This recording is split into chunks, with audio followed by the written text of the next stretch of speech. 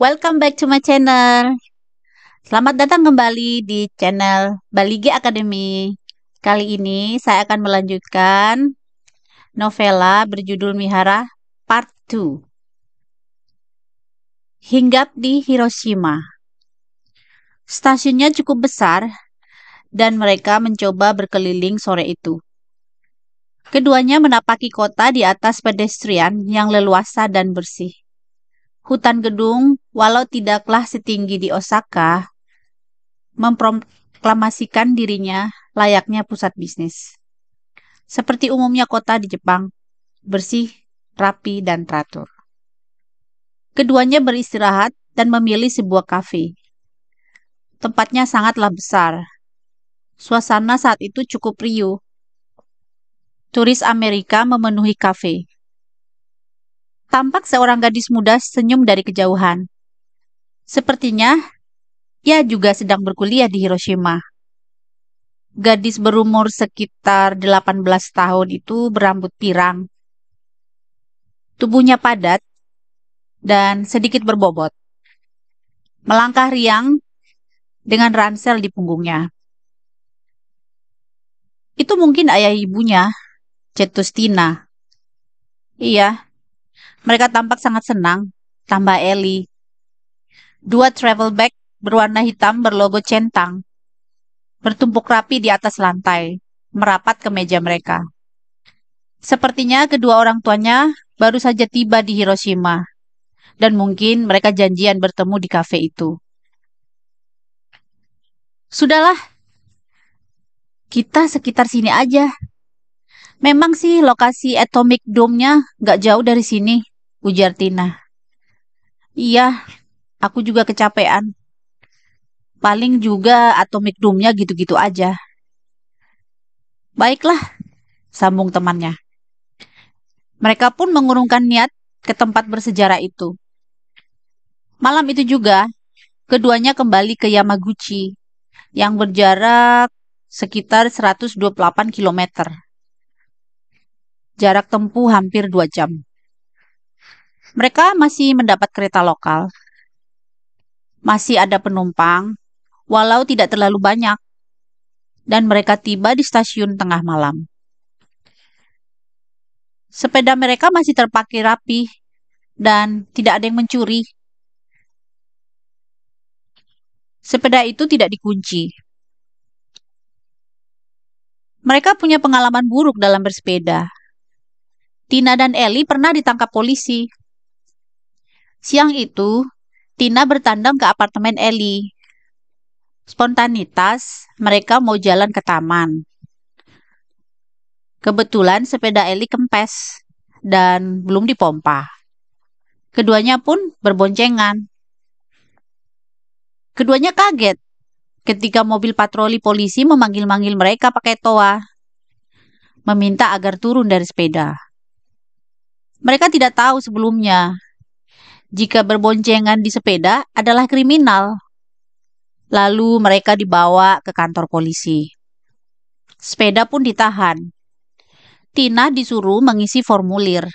Dia menjadi tersangka karena dia adalah pengemudinya. Gadis itu diminta menunjukkan identitas sepedanya. Bukti pembelian maksudnya. Padahal, sudahlah hal umum. Anak-anak mahasiswa jarang membeli sepeda. Sepeda terbengkalai di kampus hingga ratusan mungkin. Biasanya ditinggal mahasiswa senior yang sudah lulus. Sementara membuang sepeda harus bayar dengan sejumlah yen dan tidak murah. Mahasiswa tinggal milih dan ambil saking banyaknya yang tidak terpakai. Tina sudah menjelaskan hal itu, bahwa sepeda itu dari kampus. Dia tidak mencurinya. Mereka pun pulang jalan kaki. Kantor polisi tidaklah jauh.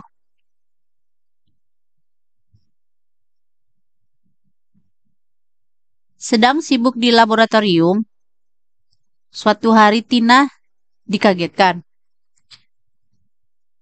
Dipanggil dosen pengampunya, Profesor Miike. Kampus mendapat surat dari pihak kepolisian. Sang profesor juga miris melihat kelakuan polisinya. Sangat di luar dugaannya. Hal sepele melibatkan kampus. Akhirnya kampus membuat surat dan Tina pun mengambil sepedanya. Malam itu sangat hening. Hanya tampak satu dua orang juga mengayuh sepeda. Tina kaget, nyaris menubruk pesepeda dari arah berlawanan. Rupanya wanita tua berambut putih, berbalut baju tidur putih di tengah malam. Ia mengayuh sepeda mini, sehingga seakan-akan dia bergerak di udara. Tina mengira nenek itu hantu. Wanita berusia sangat lanjut, mungkin 90-an atau awal 100 tahun. Sudah pemandangan biasa, sehari-hari tidak sedikit kaum tua beredar di kotanya. Bahkan, petugas kebersihan kampus, ibu-ibu, dan bapak-bapak, semuanya berusia lanjut. Begitu juga dengan taman kota, dibersihkan oleh tangan-tangan mereka. Orang tua di sana sepertinya berpacu hendak memaknai sisa-sisa hidupnya. Begitu juga dalam hal sampah. Pembuangan sampah dapur dan bukan organik memiliki jadwal yang berbeda. Setiap hari Rabu adalah jadwal pembuangan sampah plastik, botol, dan kaleng, di mana setiap Senin minggu pertama setiap bulannya adalah pembuangan barang-barang bekas berbahan kertas, semacam koran atau buku. Juga barang elektronik dan barang bekas besar lainnya seperti radio, meja, dan kulkas. Semua jadwal tertera di depan gang. Dan jenis plastik wadah pembuangannya juga sudah ditentukan dan dapat dibeli di supermarket. Tina tidak pernah lupa jadwal itu. Orang-orang tua yang berusia lanjut sudah mulai mengumpul, memilah barang-barang tadi. Selain itu, orang-orang berusia lanjut juga menyeberangkan anak-anak yang hendak keluar atau masuk sekolah. Kesadaran mereka akan lingkungan dan generasi mudanya sangatlah tinggi. Kembali ke malam itu. Keduanya pun sibuk membicarakan nenek anomali tadi. Kayuhan sepeda tidak mampu menampik dinginnya malam. Akhirnya, keduanya pun tiba di apartemen Tina. Sudahlah tengah malam. Denyut nadi di UB. Keesokan paginya, Eli masih berada di apartemen Tina. Ada hal ganjil dialami Tina malam itu. Ada suara piring jatuh. Padahal, tidak ada kucing atau apapun di situ. Jendela ruangan kamarnya terbuka. Hembusan angin kuat membangunkannya. Suhu kamar sangatlah dingin. Jendela ruang tengah pun terbuka. Keesokan harinya, Eli akhirnya pulang ke apartemennya yang tidak terlalu jauh. Keduanya kembali sibuk pada kegiatan masing-masing. Hari berganti, seminggu pun berlalu. Keduanya bertemu di kantin kampus. Tina mengeluhkan kondisi aneh dalam dirinya. Eli meyakinkan, mungkin itu efek letih perjalanan Kyoto. Lenganku sakit, macam ditimpa sesuatu, keluh Tina pada Eli sambil memijat-bijat lengannya. Keduanya kini duduk di kantin kampus. Tak lama kemudian, seorang teman Tina yang juga mahasiswa teknik elektro, asal Turki, menghampiri meja mereka. Tina aktif dalam kepengurusan komunitas internasional. Anggotanya didominasi dari daratan Cina dan Korea. Selebihnya dari India, Pakistan, Iran, Irak, Kanada, Turki, Venezuela, dan Israel. Tina punya pengalaman absurd dengan seorang pria Yahudi. Kala itu, dia dan komunitas diundang makan malam di rumahnya. Saat hendak memasuki rumah, begitu Tina diperkenalkan berasal dari Indonesia, Raut pria Yahudi itu berubah mukanya seolah terancam. Dia pun lega setelah dijelaskan.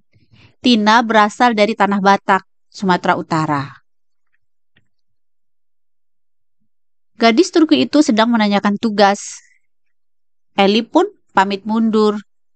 Dia masih ada tugas. Perlahan, ia pun mengayuh sepeda merahnya. Eli menuju sebuah tempat ke arah utara. Lokasinya tidaklah begitu jauh. Arsitektur dan warna cat setiap gedung hampir mirip. Namun, tulisan di depannya lah yang membedakannya. Gedung Teknik Industri berada di ujung. Sepulang dari kampus, Tina langsung pulang ke apartemennya. Kamarnya ada di lantai 2. Terasa berat ditempuhnya. Badannya ngilu dan sakit semua. Kejadian ganjil terjadi lagi. Padahal, sebelum berangkat, dia sudah menutup semua jendela dan memfotokannya, bahkan merekam untuk buktikan jika dia tidak salah. Ia mendapati jendela geser kamarnya terbuka. Seseorang telah menggesernya. Betapa kaget. Ia melihat sosok gadis yang ia lihat di kuil. Ia merasa memanggil memori di otaknya. Ia berusaha memanggil memori di otaknya.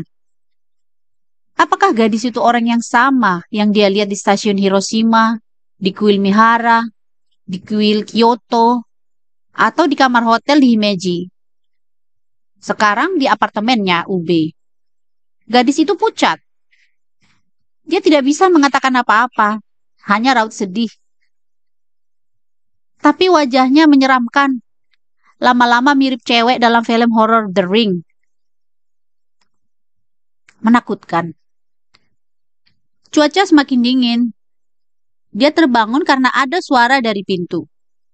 Rupanya penghantar koran yang menjatuhkan The Washington Post, harian cetak langganannya.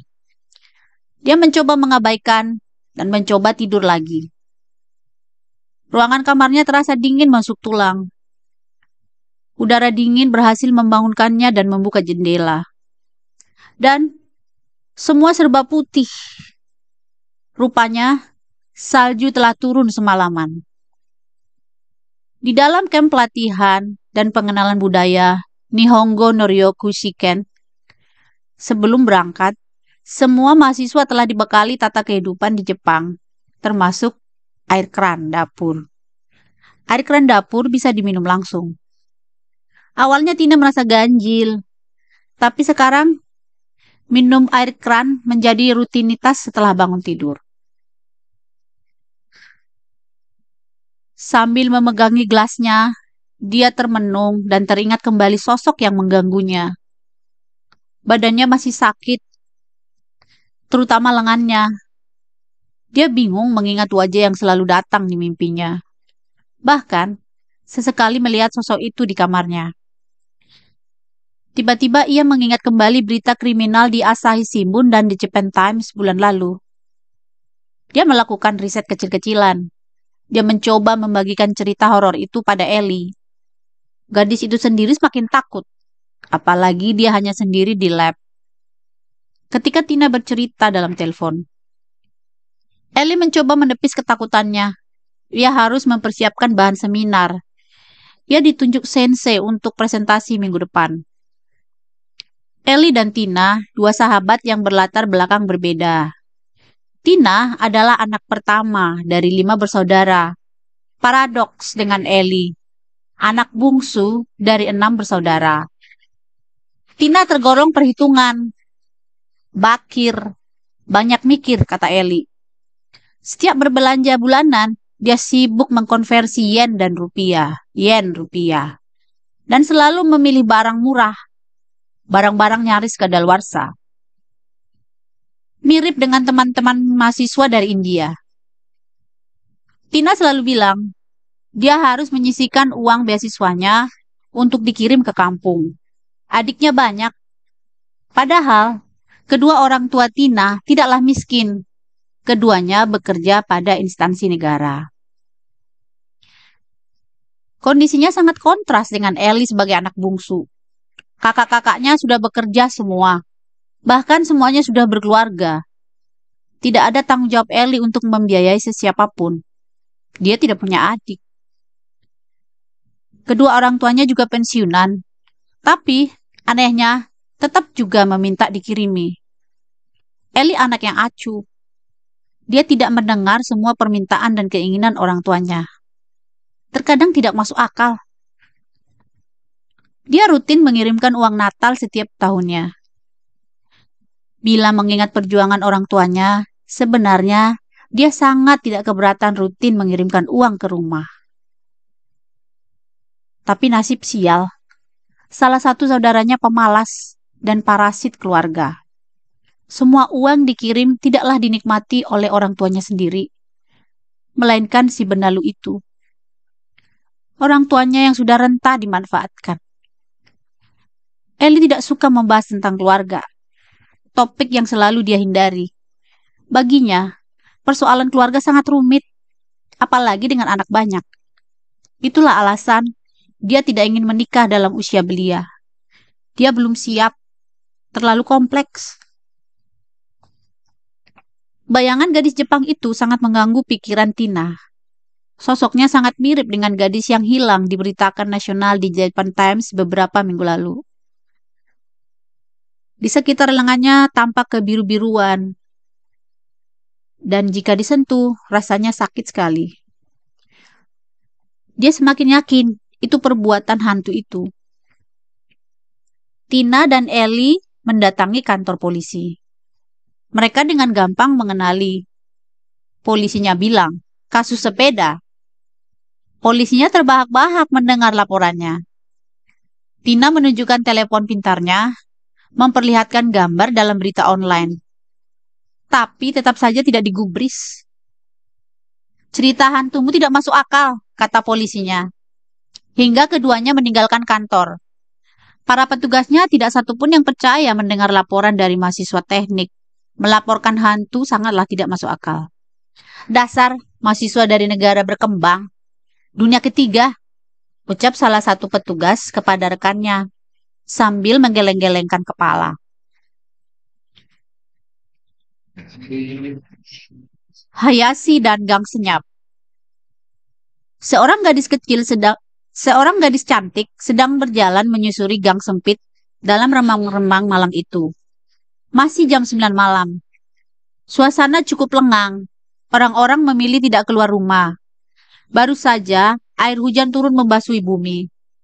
Gadis tinggi baru saja pulang dari mengunjungi temannya. Ia berpikir mengambil jalan pintas menuju stasiun lokal. Tampak ada sosok orang dari lawan arah. Lelaki berpakaian denim, berpapasan dengan dirinya. Sesampai di ujung gang, jalan sudah kosong. Tak tampak lagi orang berjalan. Hanya van putih terparkir di bahu jalan raya. Seseorang membekapnya dari belakang. Hanya sekejap, jeritan berusaha minta tolong itu pun berangsur lenyap. Van putih pun meluncur mulus ke arah barat. Lelaki itu memarkirkan mobilnya di daerah sepi, dan tangannya tampak sibuk mengeluarkan muatan. Setengah jam kemudian, ia mendekati sebuah apartemen tua dan rewot, dan hampir rubuh di pinggiran kota. Dia memaksakan memejamkan matanya dan beristirahat.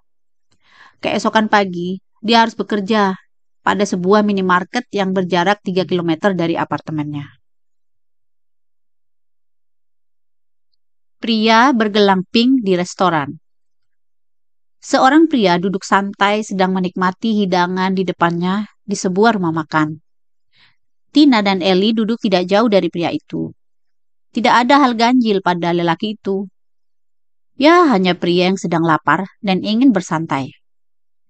Joyful dikenal sebagai tempat makan favorit kalangan mahasiswa. Buka selama 24 jam. Restoran yang sangat mengerti kebutuhan mahasiswa, dilengkapi meja luas, hamparan kursi yang banyak, dan harga makanan dan minuman relatif terjangkau. Pelayannya pun rata-rata anak mahasiswa juga. Sebelumnya, Tina dan lelaki berbaju denim berada dalam garis antrian. Tina berdiri di belakangnya, dan sungguh aneh melihat gelang pink di tangan kirinya. Wow, gaul juga dia. Gelangnya warna pink lagi. Goda Ellie. Aneh, tampang seram, tapi hatinya Hello Kitty, sambung Tina. Keduanya pun tertawa terkekeh-kekeh. Sebenarnya ingin terbahak-bahak, tapi khawatir mengganggu pengunjung lain yang sedang sibuk kerjakan tugas. Kayak gelang perempuan sih, tapi bisa saja buatan putrinya. Tampang sangar, udah ah, kita bahas yang lain, kata Tina. Keduanya pun mengayuh sepeda dan pulang ke apartemen masing-masing. Tina kembali bermimpi aneh. Dia didatangi seorang gadis. Wajahnya samar. Terdengar suara dari dapur. Sebuah gelas terjatuh. Jendela terbuka lagi. Padahal, sebelum tidur, dia sudah menutupnya. Dia terbangun keheranan dan kembali ke mesin pencari. Memandangin foto gadis hilang. Ia membaca deretan tautan berita dan mendapati gadis hilang itu memiliki saudari kembar.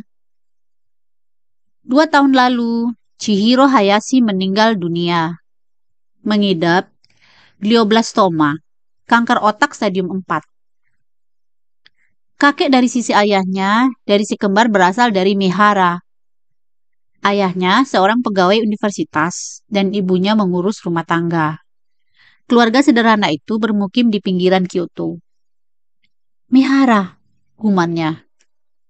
Dua berita yang semakin menambah rasa penasaran Tina. Dia mendapati ada yang ganjil. Dia bergegas menelepon sobatnya Eli. Mihara, El! Mihara! Teriaknya. Mungkin saudara kembarnya, mendiang Chihiro, mau sampaikan pesan padaku. Dia mengikutiku sedari kuil Mihara. Bahkan kukira sejak Kyoto. Tapi entahlah, rumah orang tuanya tinggal di pinggiran Kyoto. Melanjutkan teorinya, dia berteriak lagi tentang gelang. Gelang, El, gelang, gelangnya. Coba deh kau lihat. Buka beritanya. Seru Tina antusias. Dalam fotonya, Chika memakai gelang pink dan mirip dengan yang dipakai pria di restoran. Eli pun mengiyakan. Gelang itu persis dengan yang dipakai lelaki di restoran. Keduanya sepakat akan mengikuti pria bergelang pink di restoran Joyful. Bahkan, mereka pergi ke sana setiap sore untuk mengincar lelaki itu.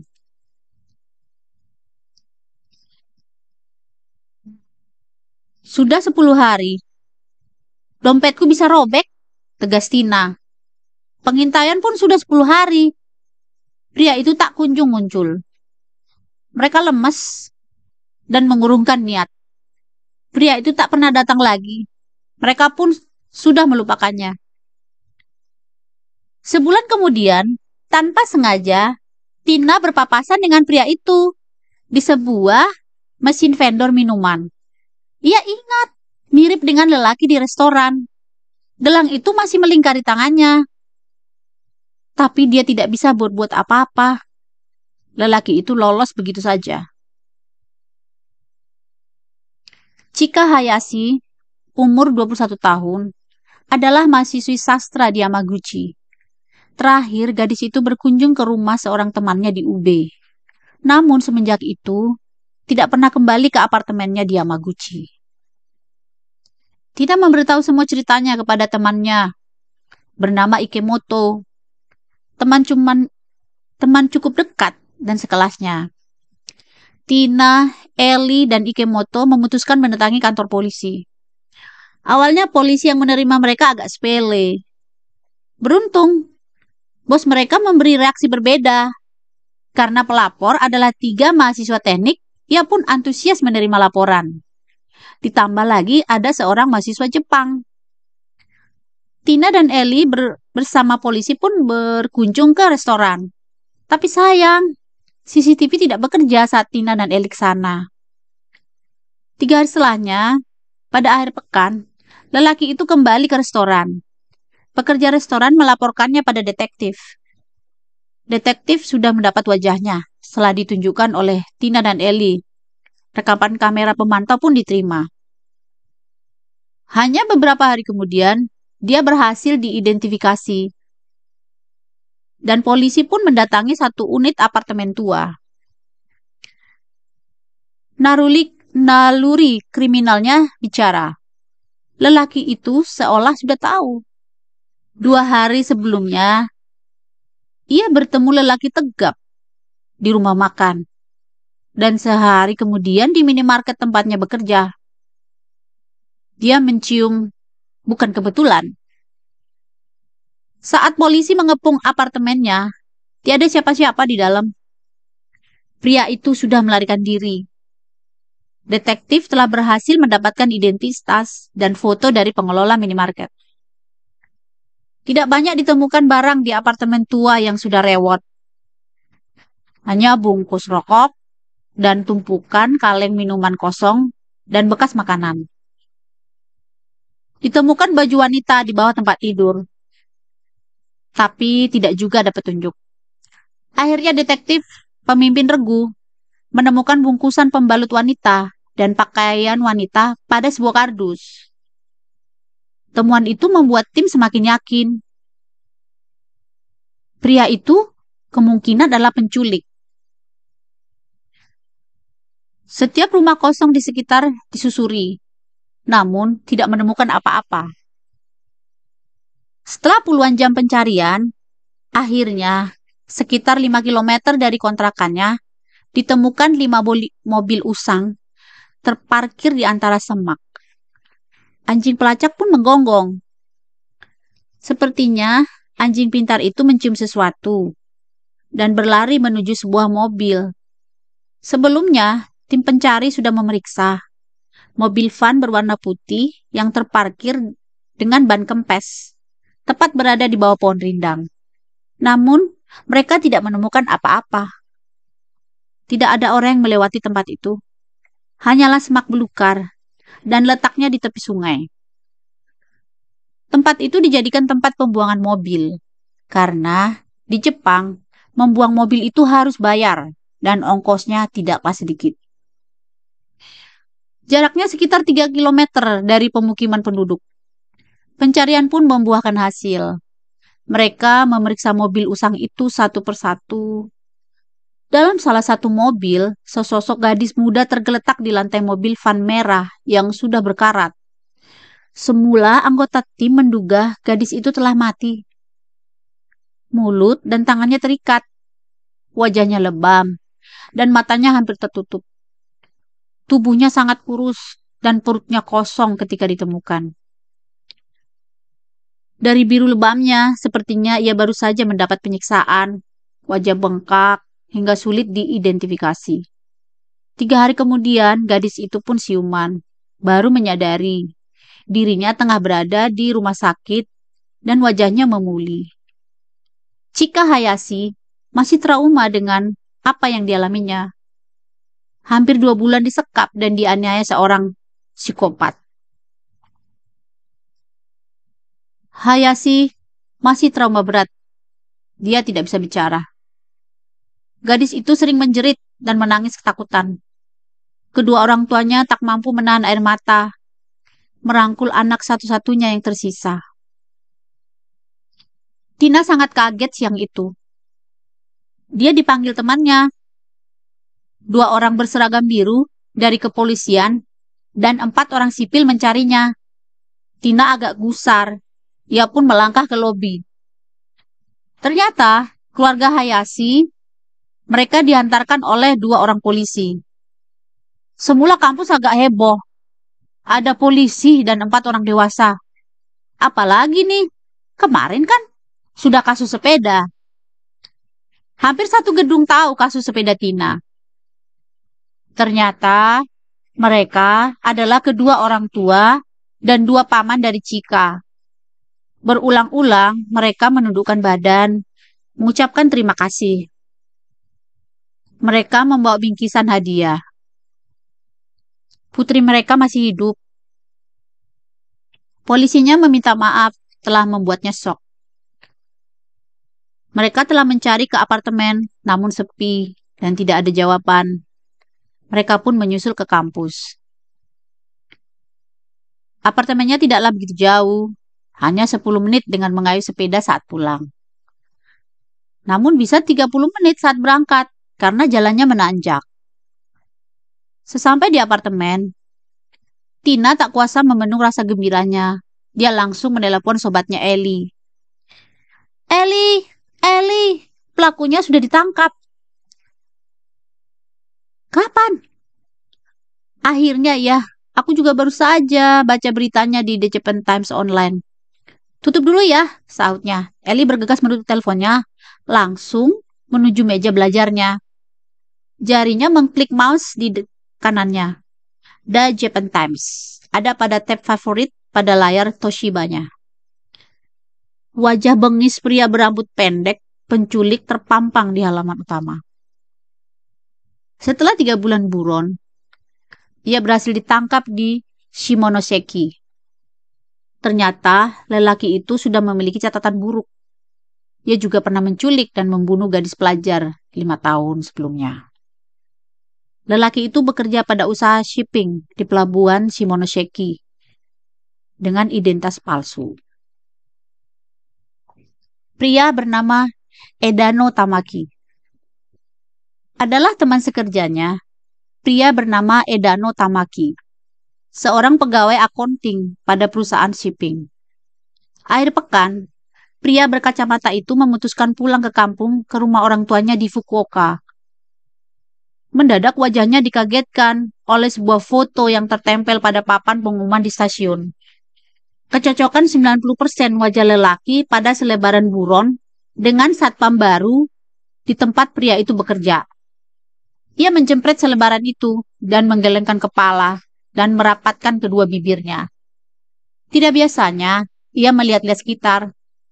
Hanya saja cukup jenuh menunggu kereta dan iseng menoleh ke arah papan pengumuman di stasiun kereta Fukuoka. Sebenarnya dia hendak melapor ke manajemen, tapi dia tahu pihak perusahaan enggan berkeringat untuk urusan seperti itu. Apalagi condong memperburuk citra perusahaan. Tamaki tidak bisa tinggal diam.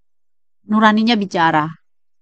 Keesokan harinya, ia sengaja pulang larut demi mengincar Pak Satpam dan mencari cara mengambil fotonya. Diam-diam kameranya berhasil mengambil foto pria yang memakai nama Yukiya Nakamura itu. Dengan yakin, langkahnya berangkat ke kantor polisi dan melaporkan satpam baru yang sering mengambil jam jaga malam. Nakamura, si penculik, tidak bisa berkutik. Dia dibekuk saat berjaga malam. Tidak ada perlawanan. Tet, tet, tet, tet. Bunyi telepon putus mendengung pada lubang telinganya. Eli meloncat, penasaran, dan terburu-buru menutup teleponnya. Ingin segera membaca sendiri berita itu. Penculik gadis Hayashi telah ditangkap di Shimonoseki. Begitu judulnya. Wajahnya dipampang pada halaman pertama. Berita The Japan Times juga pada Asahi Shimbun. Setelah meletakkan gagang teleponnya dengan lembut, kini Tina merasa damai. Hembusan angin dari jendelanya membawa damai baginya. Dia lega. Waktu pun berjalan, hari berganti minggu, minggu berganti bulan. Bayangan si Hiro, gadis dari kuil, tidak pernah muncul lagi dalam mimpinya. Jendela itu kembali normal. Tidak ada lagi barang jatuh. Tubuhnya kembali bugar. Tidak ada lagi yang mengganggunya. Ia kembali tertidur lelap dan berharap tidak ada mimpi seram. Sekianlah novela ini saya bacakan. Semoga bisa menghibur. Sampai bertemu kembali di cerita lainnya. Horas!